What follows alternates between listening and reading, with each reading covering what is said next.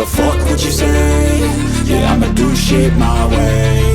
So you can go kick rocks, I'ma stack bricks up, build what I want to make. Yo, I got a lot of shit to say, so I'ma do this every day. I'll be writing things until I'm fucking buried in my grave. 6 feet deep under, but my body won't decay, cause my messages are timeless, so they'll put them on display.